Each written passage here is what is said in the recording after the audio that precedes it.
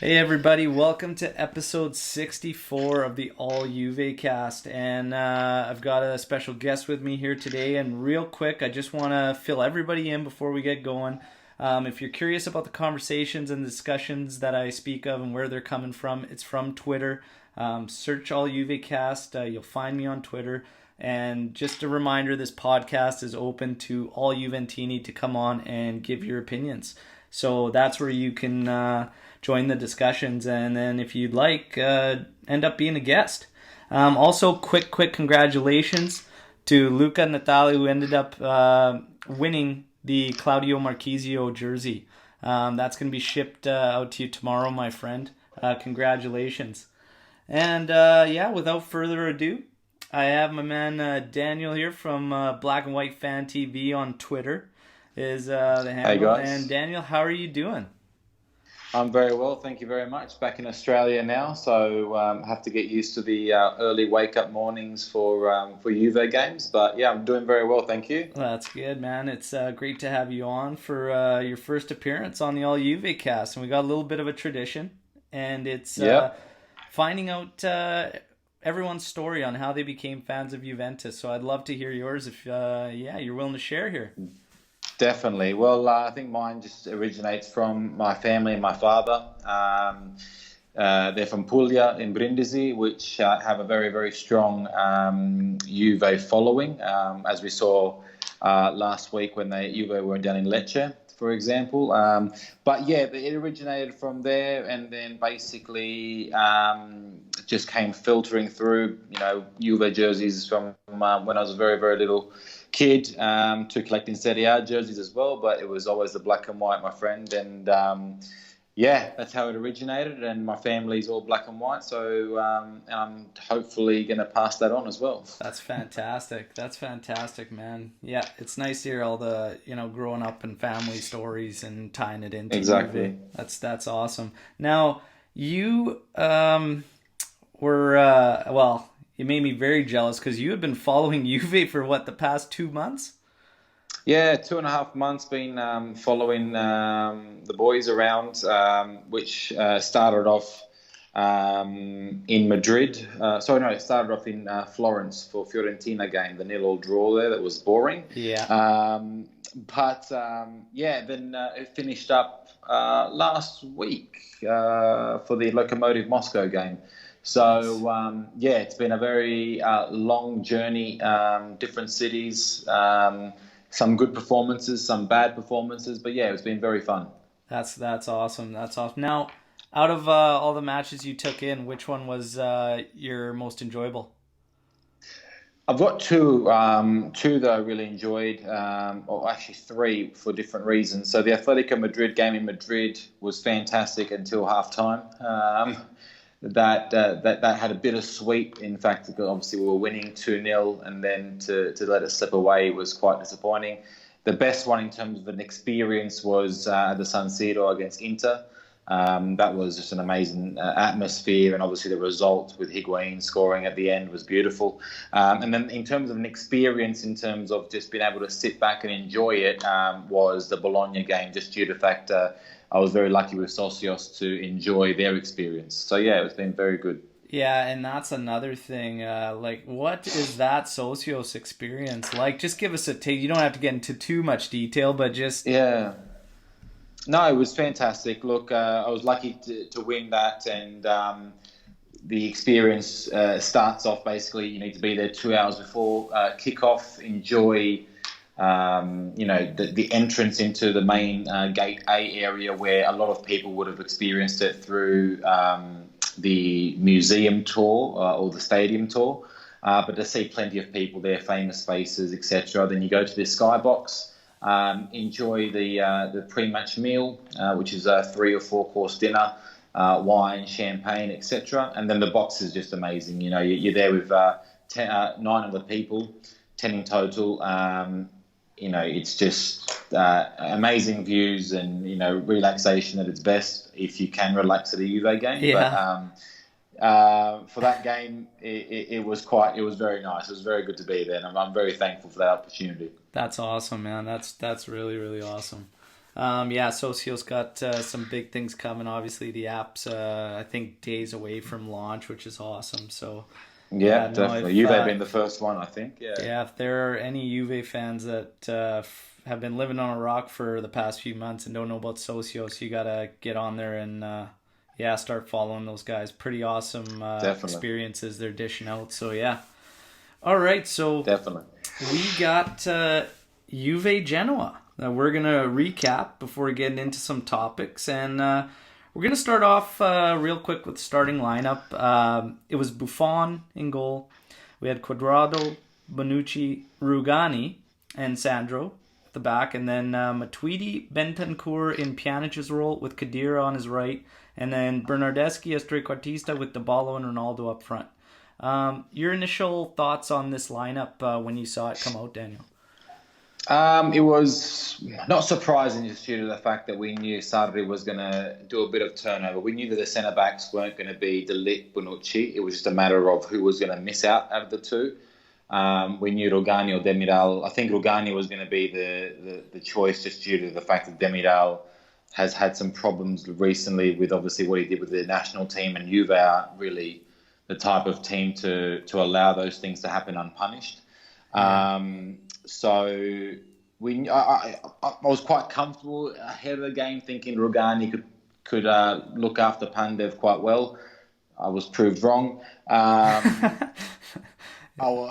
try to look at defending that guy every chance I get, but I can't anymore. It's one of those. It's kind of become that way. Yeah. It's gone that way now. Where we've been waiting for Rugani to step up, and it's just not happening. But I understand why he's still at the club, just due to the fact that we do need Italians still at the club. I just wish that we maybe might get Romagnoli in the summer or in the winter whenever we can get him. But apart from that, Bernardeschi behind Dybala and Ronaldo is another one where it could have. Bernardeschi didn't have a great game at Lecce. He's becoming increasingly frustrating to watch. So that was his chance to have another go at it. He didn't do too bad. Ronaldo was absent, and then obviously you could definitely tell. You could definitely tell with Juve when Pjanic isn't playing. Yeah, we'll break down. We'll get into the moments throughout the game and whatnot, kind of what happened. I just wanted to get your take. Yeah, basically what you were thinking. So we're kind of on the same page. I mean, defensively, I wasn't too surprised. I wouldn't have minded to see Sandro get a break. Even if we could have worked Bonucci getting a rest. But, I get it. Because if you're going to put one of Rugani or even Demiral in there, I get it. He's just trying to be a little bit somewhat conservative and safe. You want some kind of guarantees in there. Sandro, I thought we could have done it. I was expecting either Danilo back there or even using Matuidi against a side like Genoa at home. I would have been okay with because he's done it once so far this season already, and it wasn't terribly bad. My concern with Blaise Matuidi was the fact that we had him in the middle with Khedira at the same time. So if they were going to target in on Bentancur, who was essentially going to take all those touches Pjanic would normally get, we just lacked the creativity from someone else in that middle. And that was kind of something that I was kind of going to keep an eye out for. Because I would have rather have... one of them would have been okay. Either pick Khedira or Matuidi. But I would have had Rabiot in that match, probably, from the get-go. Ramsey's just coming back. I thought what he did was fine. Give him some minutes later on. But Rabiot, I thought this should have been a game he was starting for either one of Matuidi or Khedira. Matuidi, he offers you great defense, but with a side like Genoa, do we really need that kind of protection? You know what I mean? I'd rather go with the creativeness, maybe try to lock the game up, seal it up quicker, instead of trying to chase the goals towards the end, which we'll get into. So, we get, I see the guys coming out, and I'm thinking, what are these kits? These kits out of nowhere, and it's about a 50-50 split out there between fans, but personally, I like them. What do you think, Dan? You like them. I'm not a fan. So there's our 50-50 split. I thought they were cool. I don't know. Maybe it's because we're missing the stripes. They're very different. Maybe it's I tell you, because maybe it's the fact that you're in the Americas and you're liking that kind of stuff. But yeah, like it's I found it okay. The only problem and I said it in a group chat we have is the numbers could have been black, and yeah, that would have maybe fixed it, because when you're watching it, I mean, obviously we know as fans who's on the ball, yeah. etc. But there is no way you could tell what numbers from So, TV. and I agree with that too. So when I started searching what the heck these things were, I was seeing Yeah, that it looked totally different on the pitch, and I think it's just from the lights in the stadium and whatnot, yeah, because it was like turning it into like a highlighter yellow, and exactly on the right. Yeah, pictures they look like a green, like just a neon green. So it totally changed them, and I agree. On the back, you couldn't even read the names or numbers. no. Maybe like you were saying, a black or a black outline. Of course, Well, today. the funny thing you said that the black outline was on the shorts, but it wasn't on the shirt. Yeah, So and it looked good on the shorts. Like you could it actually looked really see good on it. those shorts. Yeah, But very good. today they were making some alterations, and there was a nice gold one where they took the neon out and put gold, and it started to remind me of the old 2015 third kit, the black with the gold, The black one. and it Yeah, and it that looked was one pretty of their cool. best ones. Yeah, That was a yeah. nice alteration. But anyways, yeah, they come out with these kits, and that kind of stole the show for the pre-match talk on Twitter there. But I think it took the first half. We were more worried about the shirts than we were about the actual game. oh man, I know. But this game kicked off, and Juve had a real just intense attitude about him right off the hop. Really, Yeah, really quick to press, pushing everything. We forced a very early booking to Casata, like 4 minutes in.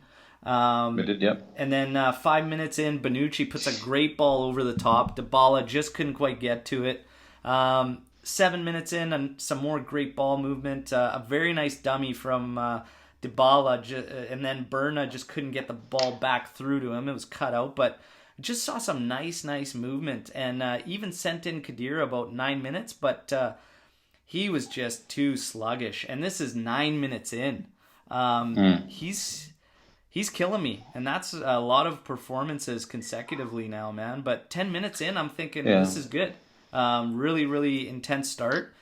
But after that, it just kind of started to slow down. We still had control, but the tempo and the pace just slowed right down. Dybala and Cuadrado had a nice exchange about 14 minutes in. Again, the give and go didn't work because Paulo's pass got cut off.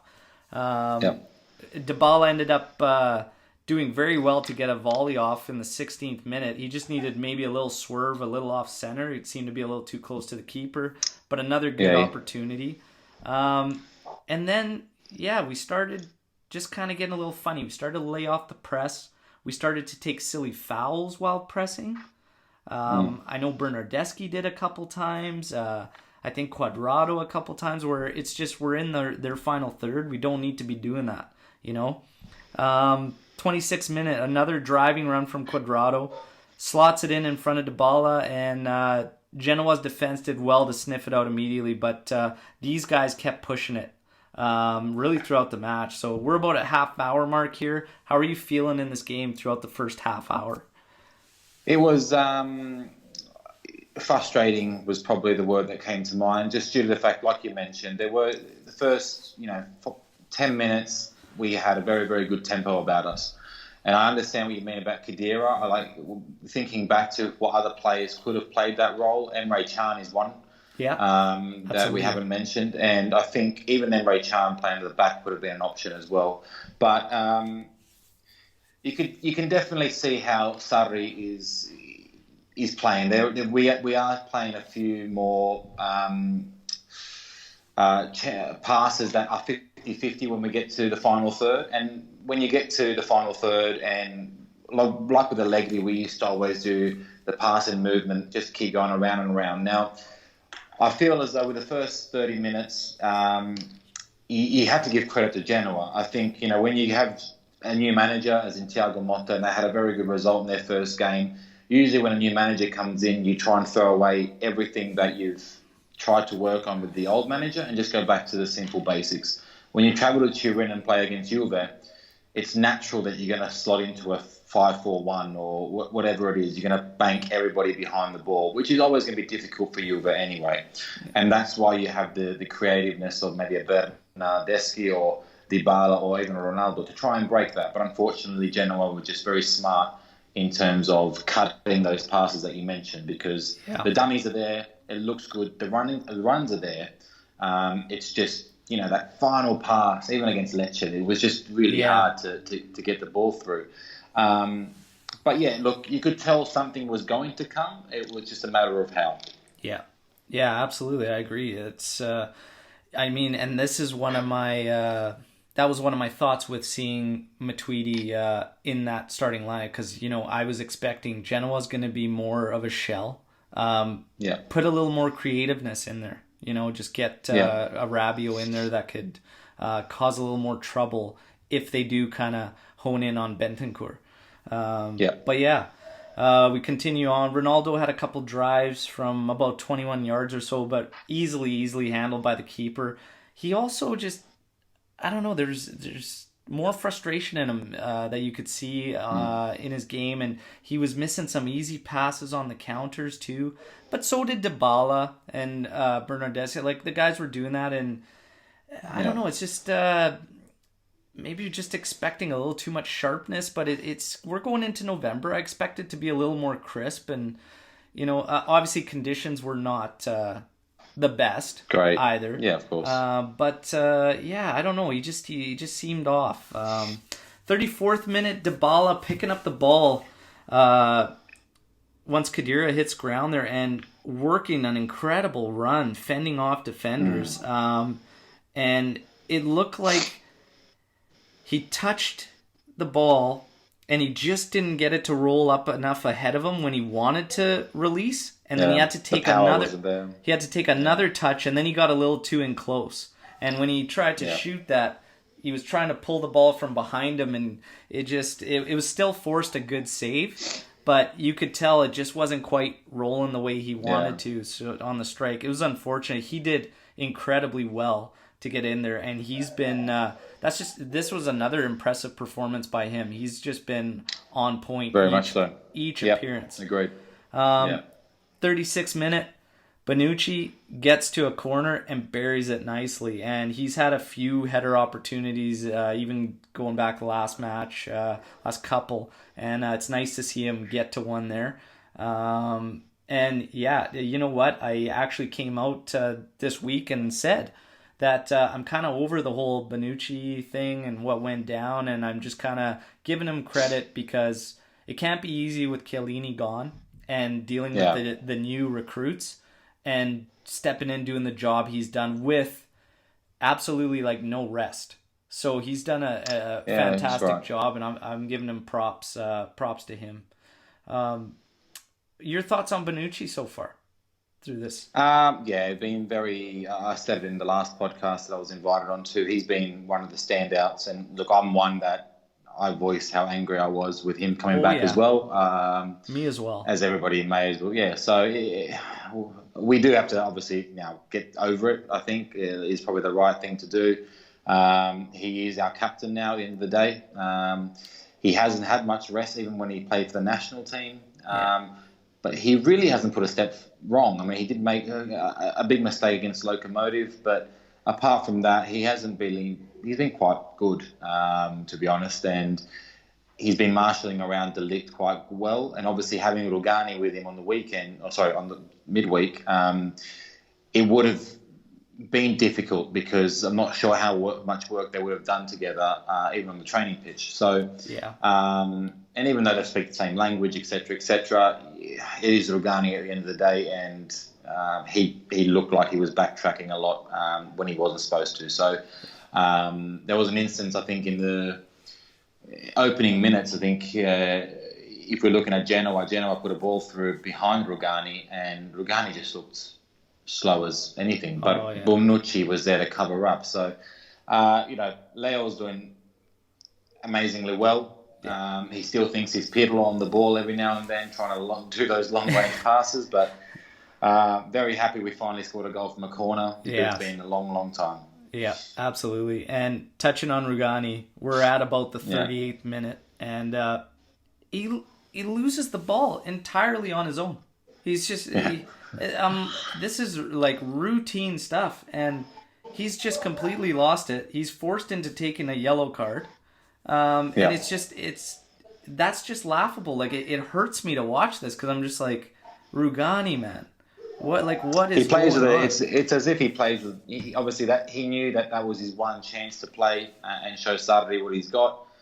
He put so much added pressure on himself as well. It looks like Yeah, it's just not working for him. It's just not working. no, he gives me the perception that, yeah, like you're almost touching on it. He's so wound up, right? It's like, just relax, just go through the game, just play the game. Like you've become a professional for some reason. Just show it, right? Have faith in yourself. Like it just seems so intense. But anyways, they get this free kick from nothing, and Shoney does a hell of a job ripping it from out there, and Buffon makes a good save. So Yeah, of Buffon course. stopped that one, pushed it away, and then shortly after, Sandro, I don't really know what's going on, tries to thread the needle there, gets picked off, Yeah. and I don't know if it was that mistake that was more ridiculous or the manner that this guy scored from. He completely mishits it, hits his left foot inside, and just tucks in the post. Buffon completely read to his right, The which wrong you way. would, because Yeah. that's the way it was going. And it was laughable. All I could think was, how come when Matuidi is that uncoordinated, it doesn't work out like that for us? Like this was the craziest goal. It was laughable. But anyways, I mean, it's one of those goals that if he actually did mean it, it'd probably be a Puskas award because it was. It's very, very skillful how he did that, but yeah, it is a mistake. But it was just crazy. And I remember, like, what happened? Why is Buffon so far away from that? Like, what? I just couldn't believe it. I was in shock. And then they showed the replay, and I was like, you have got to be kidding me. And I laughed. What can you do? Like, you just laugh at those ones, right? But yeah, we hit halftime, and honestly, like, what are your halftime thoughts at this one? What do you remember going through your mind? what other shirts we're playing in?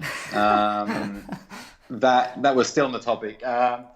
Look, it was one of those Juve performances. I think that at halftime you're looking at it and think there is going to be that chance where it's a typical Juve where you're gonna get that one more chance, and it is going to be that dirty 2-1 kind of game that you knew we were going to pull through from. It was just a matter of, like Allegri used to say, it's these bad performances that you need to win. Sarri in the past with Napoli would have a bad performance elsewhere and not come through with the win. And that's maybe the reasons why Napoli haven't been able to win a title, just because they haven't been able to win ugly, which we are very famous for. So you kind of knew it was going to happen. So I was quite confident. I was angry a little bit and frustrated at the fact that, we've had plenty of chances. It's just a matter of putting them away. Our final third has been quite frustrating, but yeah, at halftime I kind of was confident. Yeah, I'd give it. I was confident we're going to get through with the win. Yeah. Yeah, I mean, the confidence remains because really Genoa did nothing. They did nothing. We were still in control. It's just that intensity, that sense of urgency that we kicked off the match with for about 10 or 12 minutes or so just kind of faded, and then our possession became a little bit aimless. So I was looking for some changes, like even at the 45th, not like Sarri always waiting to the 60th. He waits to the 60th, that's his first sub, and it's like, well, let's turn it up a little quicker. Let's seal this thing. Because it's there for us. We're at home. Genoa's in a shell. If it wasn't for that fluky bounce, they really don't get much of anything. Exactly right. Let's take it to them. Let's get these positive changes in there. We controlled the match, but like I said, the possession became aimless. We really didn't generate a lot of quality chances. Dybala's was really probably the best opportunity. Even our goal was on a corner kick, which is just a pleasant surprise for Juventini now, because it's just not something we see a lot of, right? But I don't know if it had to do with just, again, only having Bentancur in that middle, that the possession, usually when Pjanic is in there, you could see every pass is producing something. It means something, right? And Sarri even talks about it. And this one just had a lot of, it reminded me of the frustrating matches last season where the Yeah. ball was just, we're making these passes, but nothing's happening. There's no penetrating runs. There was a couple, but it was always the same guys. It was Cuadrado Yeah. and it was Dybala. They were really pushing the pace and whatnot. Ronaldo, he got into a little of a funk, and he just kind of kept looking for that cross. He kept looking for us to cross it in there, but we got to remember there's a couple teams playing on the pitch, and they marked him up pretty good, and those crosses would have had to been pinpoint. So we still had to go through feed and everything like that. And Bernardeschi, through the first half, I was looking for more. I need a little bit more. I thought his involvement's got to be a little more key, being in the trequartista role. We hit the second half. It's the 51st minute, and Casata gets sent off. Second yellow. Genoa goes down to 10. We're closing in on about 60 minutes now. So been up a man for roughly 9-10 minutes, and we honestly looked a little bit worse after going up a man than we were prior, because Genoa all of a sudden now started to have more possession, and they were kind of coming at us a bit. Nothing too dangerous, but it's like, why can't we win the ball back? We're up a guy. It seemed really weird. It was almost like, okay, now we could take it to him, and it was like the first 10 minutes, whoa, like we're looking really sluggish now. 61st minute, cue it up. Sorry, as always. Ramsey's coming in for Matuidi, and Rabiot's in for Khedira. I talked a bit about this, obviously, like with Khedira and Matuidi being out there. And as this game went through, I couldn't help but feel like he kind of coached this one a little bit backwards. You think he should have went for the kill earlier and then maybe make some changes to kind of just continue to play. Sarri always talks about how he wants to keep playing, not manage situations, which I love.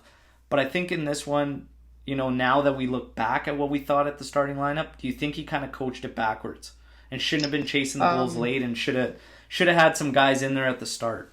Not necessarily Ramsey, because we know he's coming back from injury, but Rabiot, I thought for sure, and I thought he did a good job stepping in here in the second half.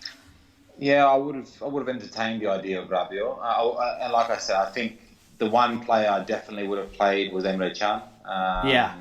I think he definitely not only deserved it, just due to the fact that we need to use him a lot more, that he's on the Champions League list. So exactly, he's fresh at the end of the day. So, and if you want to start looking at resting the likes of Khedira, I understand why Matuidi plays, just due to the fact he has to cover Ronaldo, in terms of Ronaldo's not going to be doing much defensive work. So we have to, as Juve fans, have to accept the fact that we need to, I guess with Matuidi, forget about the fact of his technical ability not being that great, and just appreciate the fact that he runs and covers a lot. So it's whatever, you got to try and take it one step at a time. But look, in terms of his substitutions as well, I probably would not have made anything at half-time, just due to the fact that Genoa did score just before. So I would have left it just maybe 10 minutes, or like maybe Sarri did leave it the right amount of time, I'm not sure. The double substitution was, I thought, usually when you watch a Juve game, you don't really see double substitutions. So you know something's up. So with Sarri, it was very interesting that we never really saw with Allegri. So, and even with Conte, we didn't really see double subs. So, and to take off two centre midfielders and get them in there as well was interesting. I thought, okay, here we are, we're going to fresh it all up now. So really, I really enjoyed, seeing Rabiot for however long we saw him. And then I really wanted to see what Ramsey could offer as well.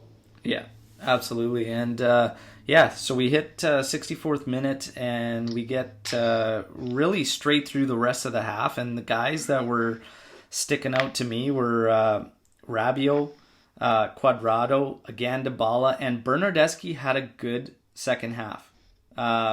He ends up getting subbed off, but honestly, Bernardeschi had a really, really good second half. He takes a lot of heat, and I've been giving him a lot of heat because we know what's there. We know the potential's there. Yeah. He just obviously has not been able to fulfill that. But he actually, he forced a great save from the keeper. Rabiot made some great penetrating runs. I thought he had one. He had a window to shoot in about the 67th minute on a great run he made, and he took an extra touch, went deeper, and Ramsey overran it on the far post. Yeah. But Rabiot was very, very good, I thought. Of course, he ends up taking a yellow in the 75th, and then he gets another yellow and takes a red in the match, and he ends up going off, and then we're evened up, and I'm thinking, oh man, what's going on here?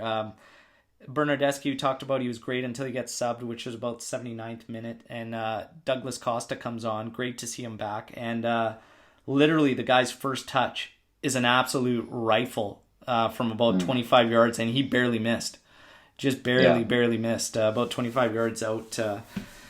Good to see him back, and what another element he adds. He was just came out of the gate strong, and that unfortunate injury, so it's good to see him back and getting minutes in this one.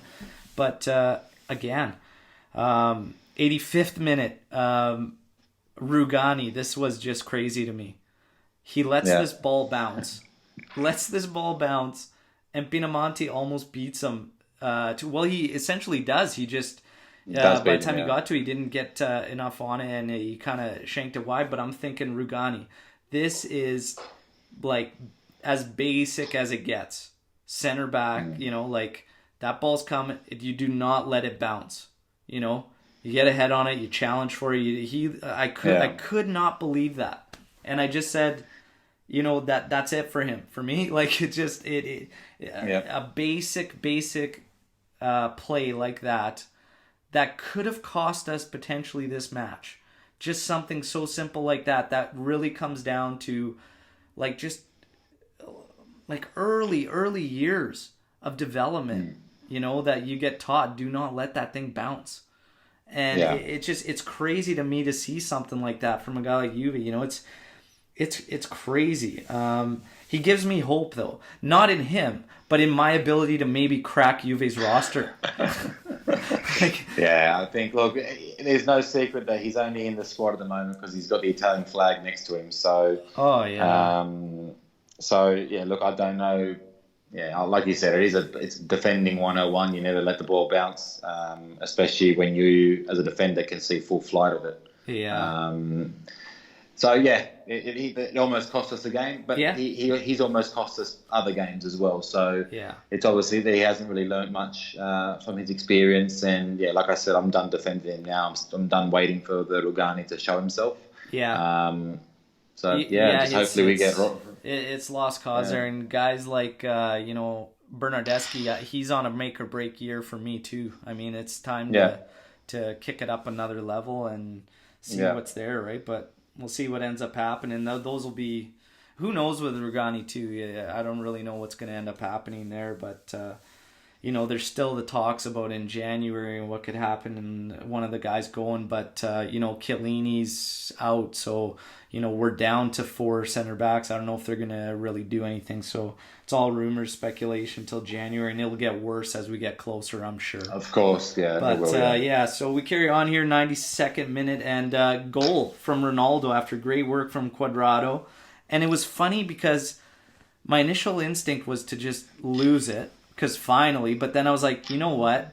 I got to see that again, because I just had a feel, and then of course, reviewed offside. And I just get that brutal feeling that here comes the draw, and you would just feel again like it's a draw, but it would feel like a loss again, on a game you've controlled, a game you should have just went after. Yeah. Here comes the 94th minute, literally the last sequence, and Ronaldo draws a foul, steps up, and there's nobody else you could pick to take one in the 94th minute but Ronaldo, and he absolutely makes no mistake. And I'm just thinking, thank God, take the points, let's get the hell out of here. Bring on the Derby de la Mola there, but because this was just one to forget, really. So we get that. Obviously, the conspiracy theorists come out with the PK and everything. For me, it's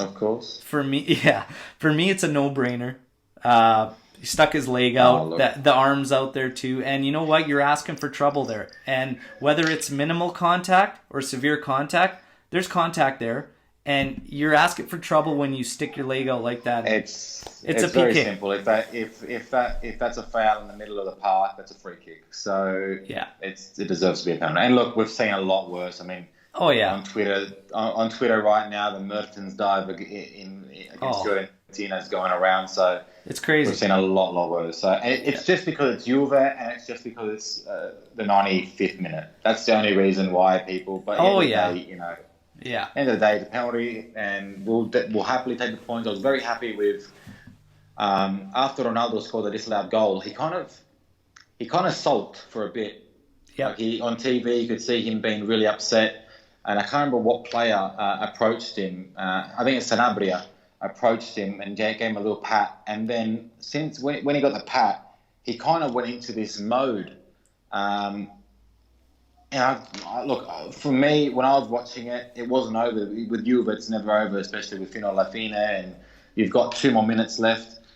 And you kind of felt like something was going to happen. And then to see that, he drew a great foul at the end of the day. And and you could see in his celebration how much that meant to him as well. Yeah.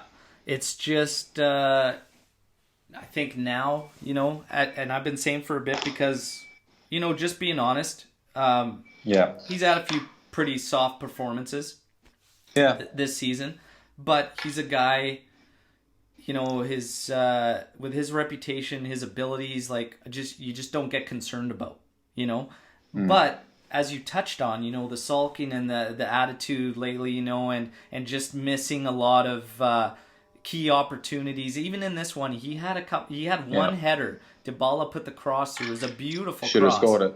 That's got to go in for a guy of his standards. He had another one. I think it's also to do with the fact that you look at the night before, or actually I can't remember when they played, but Messi has been on fire. Yeah. I think he really revels in the Messi, Ronaldo, the battle. And Messi scoring free kicks, which Ronaldo is not doing at the moment. And Ronaldo just needs to get his name on the score sheet somehow. So you can see when he's really upset, and you could tell the frustration, like you mentioned. You felt like in the first half when he was shooting from God knows where, because you kind of felt that frustration. And I'm glad you said it, because I felt it too. Oh, yeah. That he's starting to get a little bit frustrated with himself, and I think it is because Messi is now starting to take a bit more of the limelight. But that's one thing he needs to forget. It's not Spain anymore, and it's not Messi versus Ronaldo in the La Liga. It's now you need to help us let's get the title first, and we can worry about the Champions League as well. But that's what I'll take from the Ronaldo experience. But I'm hoping he's a professional. He'll bounce back. Yeah, exactly. I mean, at the end of the day, I'm not worried about him. It's just, people were coming out saying, he gets man of the match. For me, it was honestly one of Dybala or Cuadrado personally that I would give man of the match to. It would not be Ronaldo. He did great to take that. I mean, the second he got that ball, you knew what was coming. He had just tunnel vision. Yeah. He was going to bring it into the area, and he was going to, he was trying to do something, draw a foul or whatever. You knew it was coming. So he did well then, but the rest of the match was not up to his standards for me. And I'll take heat from the fanboys. I have been.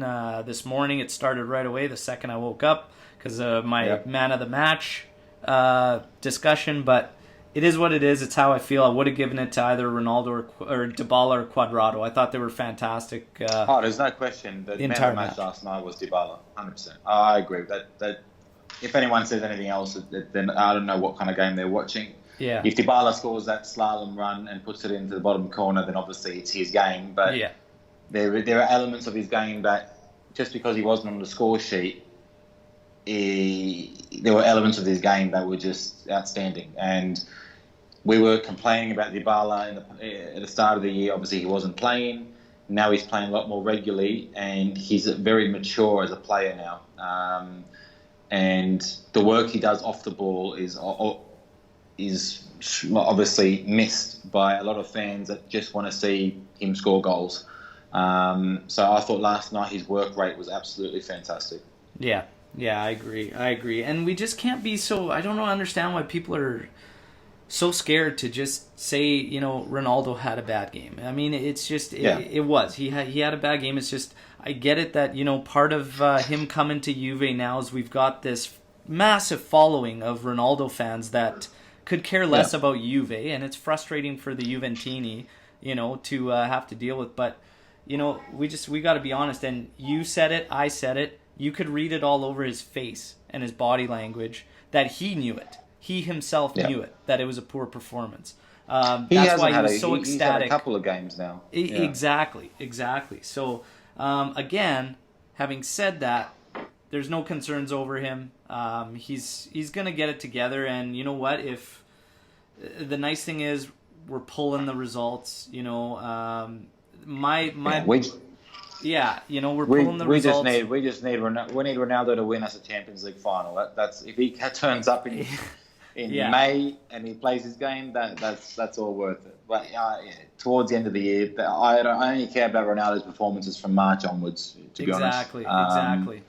If we brought him in to beat Lecce and Genoa and stuff like that, we got issues, right? So it's like, and he knows it too, because obviously he came out in the press conference and said in an interview that he only gets ready for the big games. And should he have said that? No, but I was just gonna say I don't really think he should be saying that, but. What I mean, we all know it. At the end of the day, we all know it. Exactly. That's right. If he has to rest against Genoa, Lecce, and the bottom sides at the moment, then rest, because I'd much rather at the moment see Higuain, Dybala, Bernardesco, Douglas Costa, knowing that we've got a fresh Ronaldo ready for the Champions League. So yeah, for sure. It is what it is. It is what it is. I still do say, he had that one header from Dybala. He had another one he missed completely, went off his shoulder. He had another one he got to that the goalie bobbled. Where he sulked as well in that one, where he hit his shoulder. He kind of looked like a child. He stood there. He stood there at the same spot, and I was like, "Are you gonna cry?" Yeah. Let's. Yeah, with his shoulders down, and I was thinking to myself, "Get up." I was like, "Let's move on, man. Come on, let's go, get it together. Find one. We need you." He did, thankfully. But yeah, I mean, it's just it is coming into November. I want him to start burying the sitters. That's got to come too. Regardless of we need him in the Champions League and everything like that. He's got to start burying these sitters because we got to kill these games. But I want to get your take in the derby. Yeah, I want to get your take on. Everybody's talking about it, and it's just now it's a few matches, obviously, and just. Really, really lose the intensity, lose the urgency, lose the focus, and the approach just doesn't seem there. It's not constant, and that's a trend that's been following this team is having one solid half, either the first 45 or the second 45, but never putting together a match that just looks complete, start to finish, and it's something it's also continued into this season, but. What do you think it is? Because there's a lot of theories out there. One is one that people bring up is our crowd at home being very, very dead. Now you could speak to it. You've been there recently, but people are saying, "Hey, it seems really soft there and just quiet." And I guess this match you could see a lot of empty seats, and a few of the people there touched on it there at the stadium, but. Is that something that plays into it? Is it not enough rest for some of the key guys like Bonucci, Sandro causing the error that led to the goal? Is it our training? Because I also read that we trained during the match day, before the match. Yeah. So what said that? So what are your theories on what could possibly be the issue with us not putting a solid 45 together? It's a Juve thing, and I think, look, all those theories, obviously the theory about training, I think, is a bit wishy-washy. Obviously, Patrice Evra said on Sky Sports in the UK that Manchester United was a holiday for him because at Juve they trained a lot. And I think that's just testament to our DNA as a football club. In terms of the stadium, look, I was there. I will definitely go again to a home game.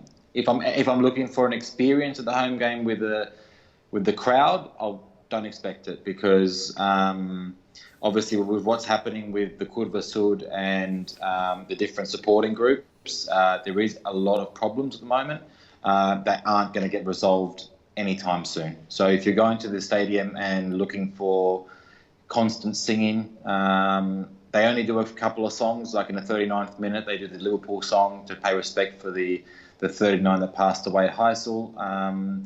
They may be here and there Fino alla Fine songs, but it is a dead atmosphere. And that's really sad.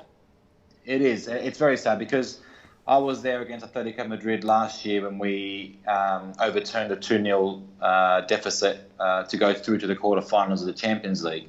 And that is the last time that all the supporting groups came together. And they pulled through that Juventus support. That we won 3-0. Ronaldo scored a hat-trick. But we were definitely the 12th, 13th, 14th man that night. We were singing. We all lost our voices by the 20th minute. And I have yet to see that again at the stadium. But away from home, different circumstances. Away from home, the Inter performance I thought was fantastic for the 90 minutes. And yes, you could hear the support, for example. So the away days are a lot better as a supporter if you're going to go as a supporter. But yeah, the theory of the home games, I feel as though if I'm a footballer playing for you at home these days, it's like a training session. It's just that people are there to watch you. Yeah. Because it is a dead atmosphere, and it's really, really sad because we are a big club, and it is it's very upsetting, to be honest. Especially because a lot of fans from outside of Italy go to the games to watch it, and they expect that nice atmosphere, and they're not going to get it. So it's a very shame. It is a shame.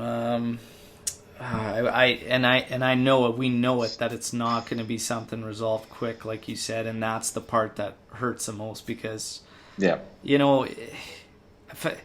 there's absolutely no way that doesn't ramp up the team and get them rolling. It's very quiet. Yeah, that's a shame. Now, you touched on it a bit there, Patrice Evra talking about our training and how rigorous, intense it is and whatnot. Now, Ramsey obviously struggling with muscular injuries, cramps and whatnot like that. And apparently, it's been said that, the training is not what he's used to as well. He's even also talking about, him coming from the Prem League and whatnot. And, that's why I kind of posed the question, does overtraining play a part in it? Now, we don't know. We obviously read the report that said they were training on the match day. They could call, guys go out and take a quick little jog and stretch it out for a bit, a training session.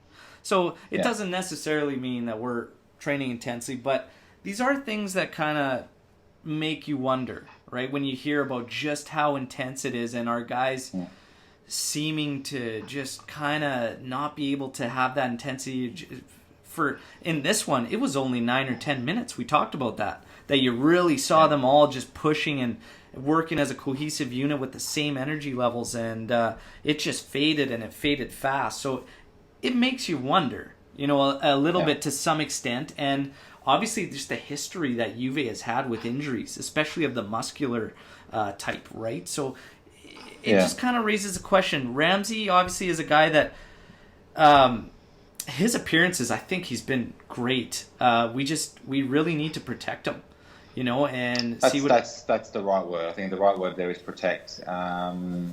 We don't like with the whole Ronaldo thing. We don't need him right now, kind of thing. We need to just breed him in nice and a couple minutes here, and that'll happen with Douglas Costa now as well. I think we just need to just maintain that 20 minutes here. Look, in terms of the whole training regime that they do have, I think the word intense is probably, I think it's just a culture thing. At the end of the day, these professional footballers, they're there to work, and a match day is a work day. So, and they're not doing anything apart from maybe stretching when they go to Continas. So they're stretching. They may be doing last-minute video sessions. They're probably doing the walk-arounds in terms of just making sure position-wise, because obviously in Italy it's a very tactical game. They're not doing anything apart from that. No ball work, nothing like that. It's just mainly just yoga, Pilates, just things to get and maybe even some, mind work that they've got sports psychologists in there now as well. So they do get their days off. Don't get me wrong. At the end, if they perform well, they would have had today off. They're back to work tomorrow to get ready for Torino. But I mean, we do have a history of muscular injuries, but I guess at the end of the day, who doesn't? It's just a matter of, unfortunately for us, it's just some key players that have it. And then you start to wonder, do those key players that have these injuries, do they look after themselves the way they should be away from the club? Douglas Costa, on Instagram he parties all the time. So does he look after himself? I don't know. So, but look, they're professionals. Douglas Costa surprised me because actually, before leading up to the season, shortly after Sarri had been announced, his social media was just packed with him training on his own, hard, steady before he come to join the team again. And he was like, I want to be 150% ready, ready to go. And I was kind of surprised because yes, you touched on it. We know he likes to party and the kind of lifestyle he likes to lead and whatnot, but I was pleasantly surprised with that part of it. Touching on the training and whatnot, and obviously the injuries, muscular injuries, but we got some great news on Pjanic. It's nothing serious. They do anticipate he's going to sit out the Derby della Mole as well, as a precautionary thing.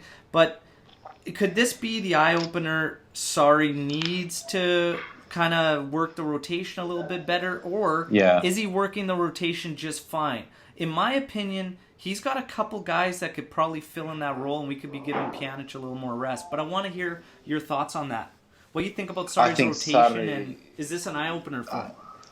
I think it's definitely an eye-opener because obviously you can definitely tell the differences between when Pjanic plays and when he doesn't, and that is big. And then you have a look at what players are available out there if they want to splash. But we'll go into that later. Sarri will be very, very upset at the fact that Rabiot has been sent off because Rabiot may not be the technical player that a Bentancur could do on the ball, but he could still do a job in there. And Rabiot would have been starting 11 against Torino, and now that's all gone. So what he does if Pjanic is out is still up for debate.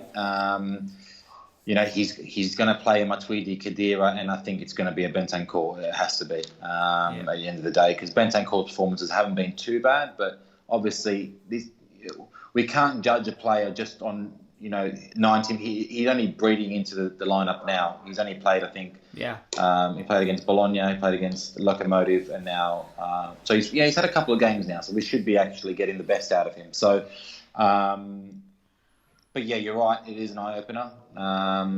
He wants his centre midfielder to touch as many balls as possible. He's been open and out and said it. Do we play a different style of football when Pjanic isn't there? 100%. So. It's just a matter of what we do with that and who could do that. You can't put an Emre Can in there because he's too like for like with Khedira. You can't.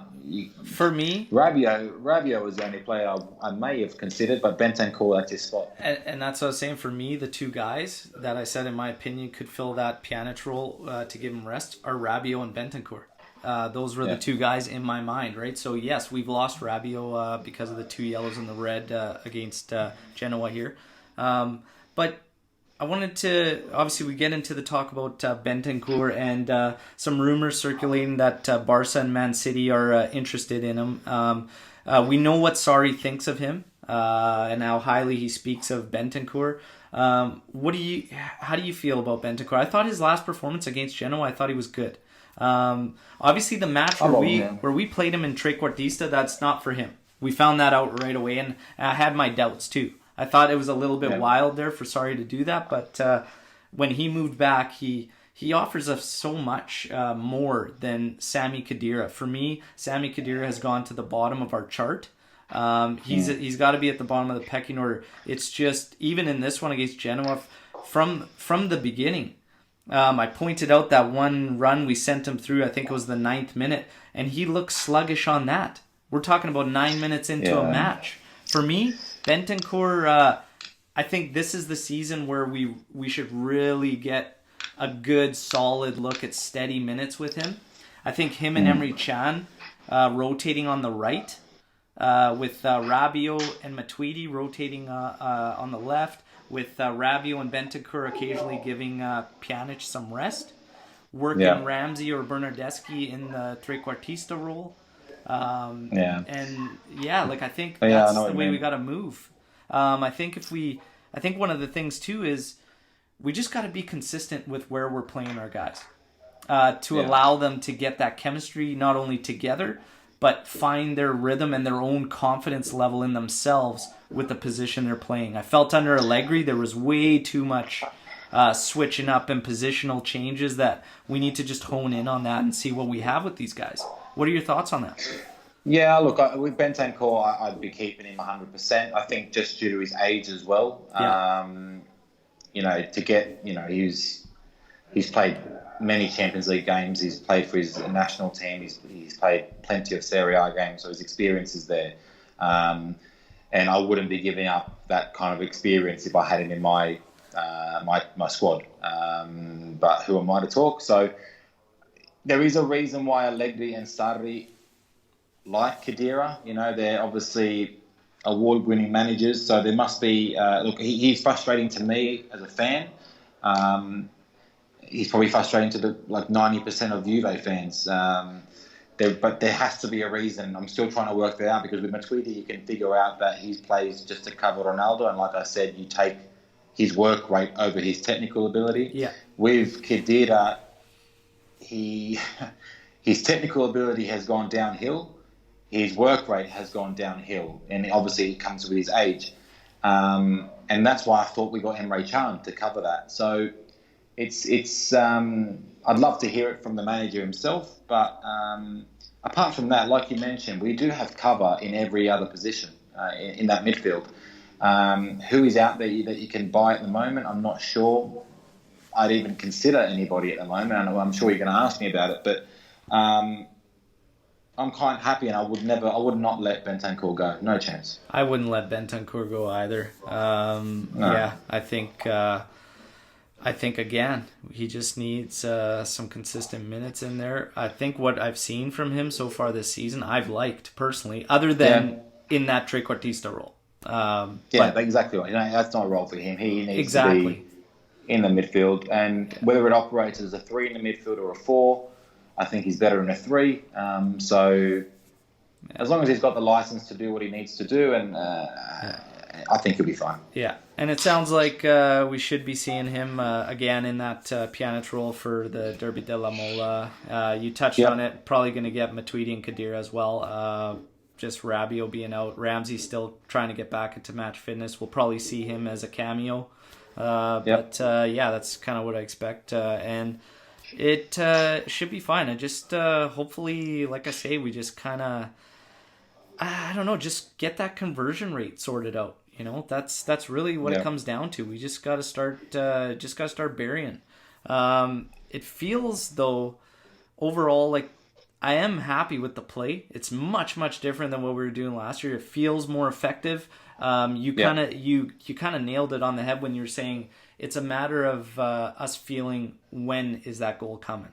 Whereas last year it was always, is a goal even gonna come? I always had that feeling. Are we even gonna be able to find one? You didn't even know where a goal would come from. Last season, but this year for the most part, I'm feeling. When is it coming? As if it's a certainty, which is a compliment to Sarri and what he's done. Exactly right. And the complete change in style and approach and everything. I think just once the mentality kicks in, with the full focus and whatnot, I think he's got to get just a little more comfortable with given some of those key guys a little more breaks. Like we touched on an eye-opener with Pjanic. I think he's just got to get into that protection mode and not be so scared and just trust the guys.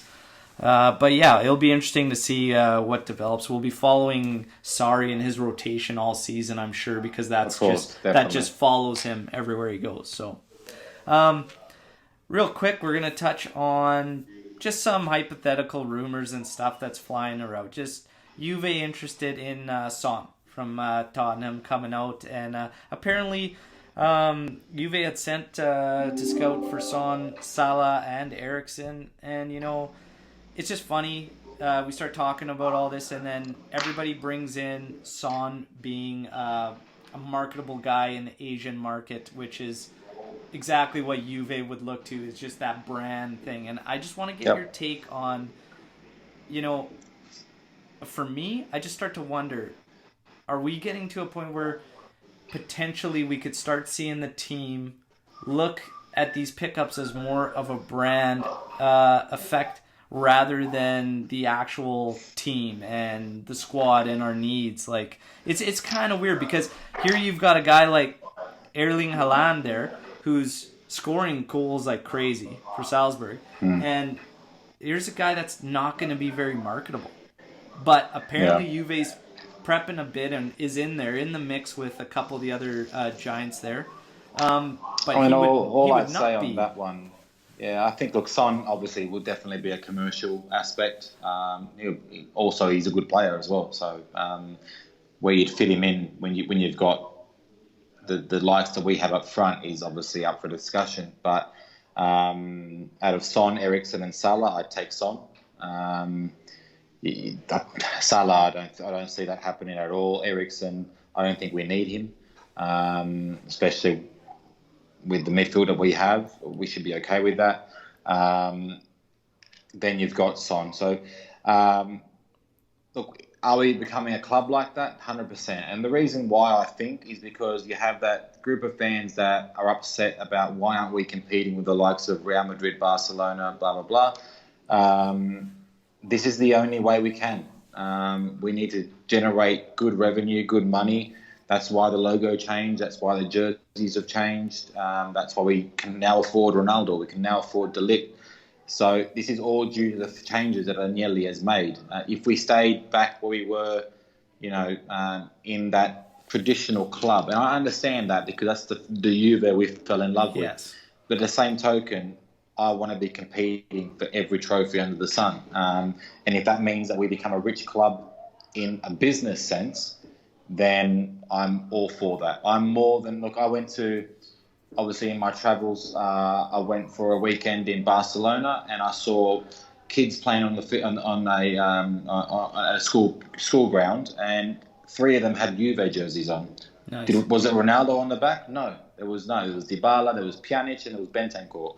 So it's just Juve marketing themselves right. And I never thought I was going to see a Juve shirt, let alone 3 in a schoolyard in Barcelona. So, Bentancur too. That must be a relation thing or something. That's a rare. Must be Uruguayan. Yeah. But yeah, look, I definitely. I wouldn't even entertain Son as a commercial idea. I love him as a footballer. I think he could do bits for us. But I think at the end of the day, there are rumours, and the amount of rumours that are going to come out in the next couple of weeks are going to be intense. The only one that I would actually entertain right now is Romagnoli from Milan. Yeah. I think he'd be a fantastic replacement for Rugani. And apart from that, right now, I don't think we really need anybody. So I'm quite happy the way we are at the moment. I don't think we need anyone until the summer. So yeah, I agree. We'll just have to wait. It turns out this bloated roster is kind of turned into a little blessing in disguise, to be honest. So see how it ends up playing out. Now, we've talked about it, obviously. The Derby della Mola coming up this weekend. You got a quick prediction for that one? Then just look, this is going to be really bad of me, but we are playing at the Olimpico. Is that right? Yes. Yeah, we're playing away. So I don't like giving predictions, but we have a good record against Torino, so I'm going to go ahead. And they're playing very bad. I watched them against Lazio, and If Torino lose this weekend, which I'm thinking they will, I think Massari, that's the end of him. So I think we're going to win comfortably. I think the Ronaldo that we love will show up, and I'm also going to predict a De Ligt header from a corner. Let's go. Let's be bold. So I'm going to say 3-0. Nice. Let's Yeah, I win like that it. game, Yeah, you're right. Torino is last 5. They've got 3 losses with 2 draws kind of sandwiched in there.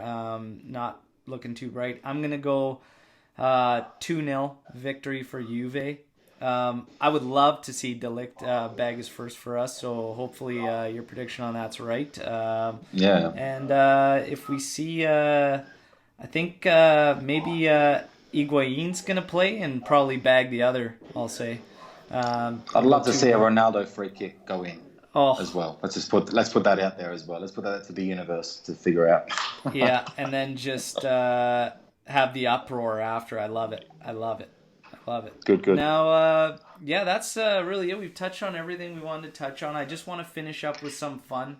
Yep. And just ask you just some questions about Juve just for fun. So, what's and it's hard to pick your absolute favorite, but what's your favorite Juve kit? You can give me a couple. What's your personal favorite kit? Yeah, Juventus jersey. I think the blue one that we had in the Champions League final in '96. Yeah. Even the one in '97 looked nice as well, to be fair. So the blue one, Sony Minidisc, that one, and then I think it's really, really hard to go past the pink Sony Minidisc one back then as well. And then the most recent that I fell in love with was the black one in 2015 with the gold. Yeah, black and gold. I think that, and I think that's about it. Nice. Because recently they haven't been that good. Yeah, I know. I'm just a sucker to keep the collection going, that's all. So yeah, me too. One day it's going to be worth a lot of money, so just keep it going. Yeah, you got her. One of your favorite Juve goals? One that just kind of sticks with you for a long time? I'll tell you what. Obviously, Mandzukic in the Champions League final was special, although it didn't end up well. Yeah. I think the one that I fell in love with was just due to the fact of how it happened, but I think Zalayeta in the extra time against Real Madrid, don't know what year it was. Was that 03? Yeah, I think 03, 04. No, it wasn't 03 because we made the Champions League final that year. I think it was after 05 or 06, one of them. They wore blue, we wore Sky Sport Nike shirts. So I'm going to say 2005, 2006. Oh, that was, you're right. I think it was 04, 05 actually. Yeah. And he slots in that goal in extra time to send us through and Real Madrid go home. So for some reason, that's just come up in my mind when you asked me that question. So I'm going to go ahead and say that. And then obviously Del Piero, Nedved, and Trezeguet, that semi-final, quarter-final against Real Madrid. That's up there as well, I think. That's awesome. Now, if you could put together real quick, let's just go just a classic, like your all-time 11 for Juve. All-time. All right. Buffon, and then I don't care if they're centre back, right backs, but I'd have Scirea, Chiellini, Bonucci, Barzagli. And then I'm playing a 4-4-2, by the way. Okay. Pirlo, Zidane, Camoranesi, and Nedved. And then up front, I'm going to go ahead and say Del Piero and... It's tough. One more striker. I think just due to the fact of how I grew up with it, I'll say Baggio. Yeah, nice. That's awesome, man. That is awesome. No worries. I love it. Daniel, it's been awesome. It's been great having you on. Thank you. I appreciate you taking the time. For those of you who don't know, obviously Daniel, I don't know if we mentioned at the start, he's in Australia, and we've got an 18-hour time difference that we're dealing with here. But I'm glad we made it work, man. It's been an absolute pleasure having you on. It won't be the last time. Thank you. I'll get you back on. Thank you. Yeah. Do you want? What do you just let everyone know real quick what you got going on with the Black and White Fan TV and? Yeah, look, Black and White Fan TV is just something different that we wanted to do from more of a fan's perspective. When you're at the stadium, when you're at the pub, restaurant, wherever you're at watching a game, just I have people sending photos of where they are, and we just repost them on there. And yeah, we just have a little bit more fun with it. It is very relaxed. It's not formal whatsoever. Yeah. And yeah, it's just a fun page where you can have a look at what my little 2-month trip that I had just then following the team round. But yeah, we do have a lot of things going on as well, and more things to come next year. That's awesome, man. Look forward to it. Again, thank you so much. Won't be the last time, my friend. And thank you very much, mate. You bet. And everybody, thank you for tuning in. And obviously, I'll be back after the Derby della Mola, and I have another special guest to join me for that one as well. So yeah, stay tuned. Thank you, everybody. And as always, Forza Juve, fino alla fine. Ciao.